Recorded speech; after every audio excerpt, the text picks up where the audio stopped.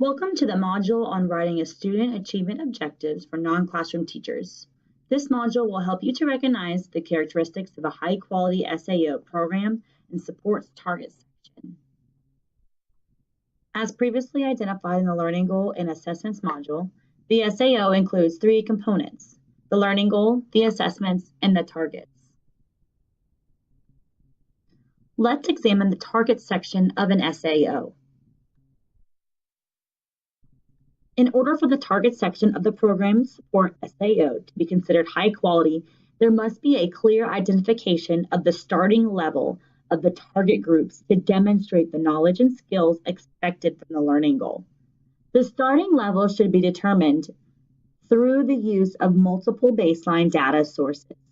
The target section must also include the ending levels, which identify where the target groups will end the school year based on the teaching that occurs and as measured by the identified assessments. We will use our example learning goal from the previous modules to consider the necessary assessments for the SAO. Please read the described learning goal for this SAO.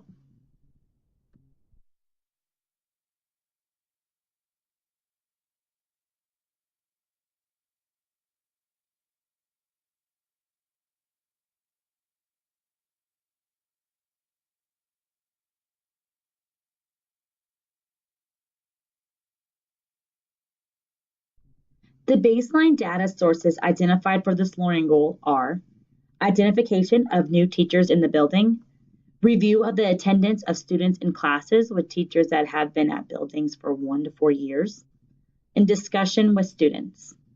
Based on the way this information section is written, there are several reasons that it does not just demonstrate high quality. Can you identify at least one of the reasons? The baseline data sources selected for the SAO learning goal include partially useful information. New teachers often lack the knowledge and skills necessary to assist students who have behavioral struggles. Identifying these teachers early will allow for providing the necessary support earlier in the year. A problem associated with the second baseline data source, review of the attendance of students in classes with teachers that have been at the building for 1 to 4 years, is that although the attendance information may provide some guidance on a teacher reaction to students with behavioral concerns, alone it will not provide the necessary information needed to determine the knowledge and skills that the teacher possesses relative to the learning goal. A problem associated with a third-line baseline data source is that it is not appropriate for the program provider to speak with students about how a teacher handles situations in the classroom.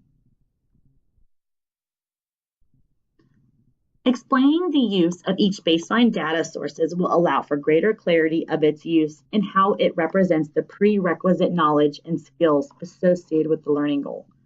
Rather than gathering attendance information, the program provider will want to examine teacher referrals to determine the reasons for the referral and how the teacher handled the situation during the time the referral was made. This information will allow for determining specific needs that can be supported during one-on-one meetings or during a small group support meeting. Additionally, in order to determine the teacher's ability to demonstrate the ability to assist students with behavioral struggles would be to conduct systematic observations taken in the classroom.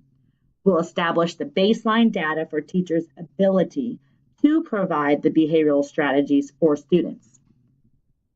These will allow for pinpointing the specific triggers for the student and for identifying how the teacher can foresee the trigger, and also utilize strategies to circumvent the student from acting out.